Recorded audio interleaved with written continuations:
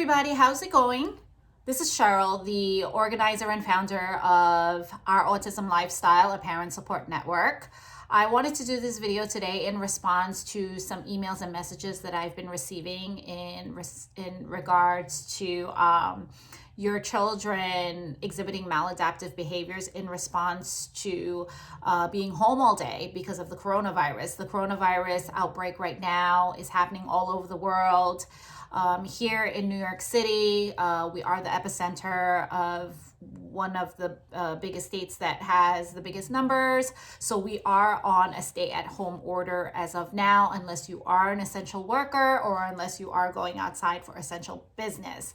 So for our autism community, this is especially a tough time because it was an 360-degree abrupt change for our children, and homeschooling our children can be very, very difficult because our children sometimes just really don't understand the generalization of now that school has to be taught at home. So in response to that, some of our children are exhibiting maladaptive behaviors, and some of you have reached out. For those of you that are not familiar, I am a behavior intervention specialist for a local agency in my city, and I work with adults in a day habilitation program who have both physical and developmental disabilities. I do have a master's degree in psychology of applied behavior analysis, and I also have a child who is on the autism spectrum as well. Also, I've been running a parent support network for families who have loved ones with autism since 2006. And I have been doing training workshops, educational workshops in public schools for about 7-8 years now. So my response to the families who have been sending me messages and emails, I wanted to just do a video so I can just share the information for anybody else who has the same concerns, is that in the event that your child is having a maladaptive behavior, we have to try to figure out what is the function of that behavior. Now, for all of us, not only children who have special needs or just children in general, for every human being, every behavior that we exhibit has a function. And those 5 functions is medical, escape, attention, tangible, and sensory. So we have to first figure out which one of those 5 things is the reason why our children are exhibiting a behavior. Now, let's just say they have a headache and they can't tell us that they have a headache, and the way that they can sort of communicate that they have a headache to us is now they're screaming and crying and yelling and throwing things.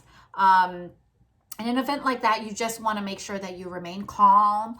As long as he's not hurting himself and he's not hurting other people, we kind of just really want our children to let it out. Again, if it's not a dangerous situation, you don't want to intervene. You don't want to start screaming and yelling. You want to try to remain calm. Just let him write it out. And when he's calm, depending upon how he communicates with you, then you can try to work it out and see what's bothering him or her.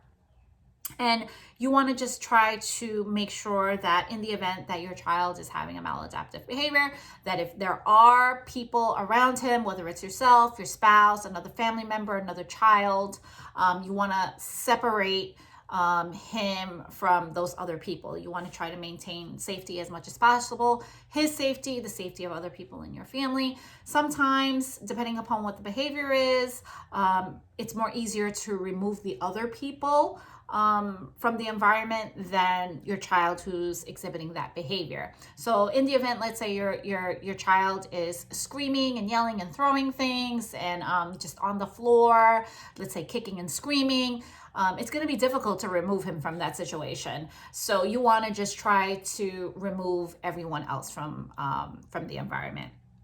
And the other part is, you really don't want to reinforce that behavior with with bribery or a power struggle, because that really is just going to make it worse. So let's say, for example, let's say your child is having a behavior and he's screaming, he's yelling, he's kicking, he's throwing things, and you say, okay, well, if you stop, you can get to watch TV.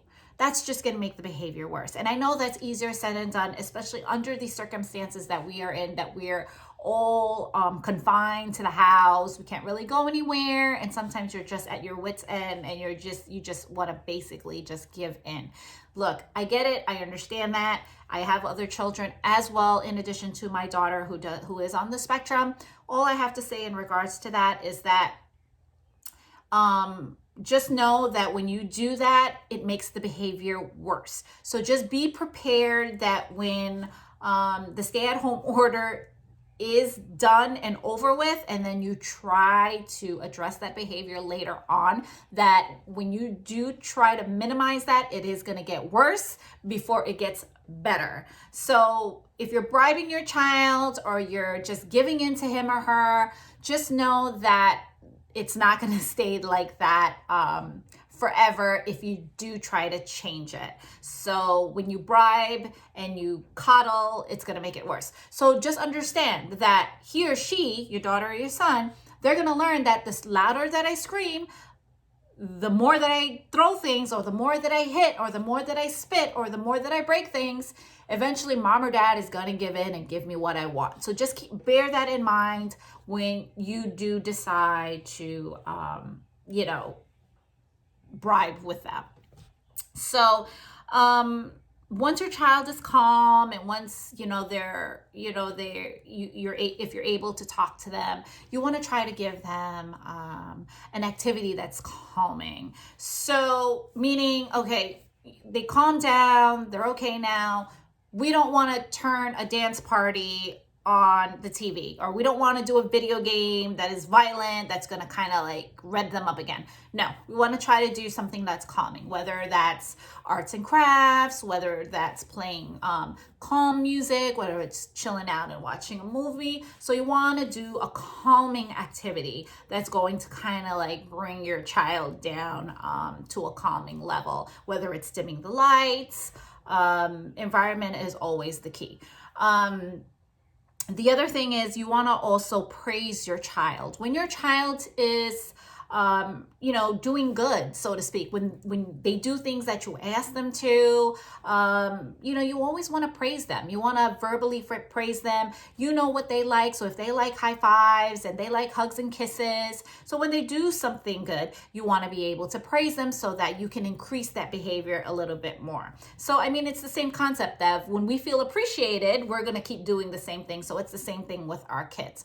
And lastly, we want to try to be proactive as much as possible. This is a very difficult situation for our kids, and we're all learning trial and error with everything. So if you notice that your child is having maybe these behaviors because of the change, or maybe because they can't, they're getting frustrated with the schoolwork, they don't want to do it, then take a step back a little bit. And if it's only maybe 5 minutes that they can deal with the work, if they're just able to maybe just complete one worksheet, then give them a break and give them a reward, and then try again, and then just build up on the time from that. And being proactive, we want to try to diminish the behavior as much as possible beforehand. That means being prepared, whether that means that, okay, you're going to have a designated space for them for learning, and you give them their 5 or 10 minutes, and then you're done with it, and you do something fun, and then maybe you try again within another couple of minutes. So you know your child best, and you know how your child learns and what their learning tolerance level is. So you want to take those points and use that to your advantage for minimizing a behavior. So I hope this helps. If you guys have any other ideas, comments, suggestions, questions, put them in the comment box. I'd love to hear all of your ideas. And if you guys want to see a different topic for a video, then also put that in the comments as well. Please like and share my video for those who could benefit. Subscribe to my channel, and I will see and talk to you guys soon. Be well and stay safe. Bye-bye.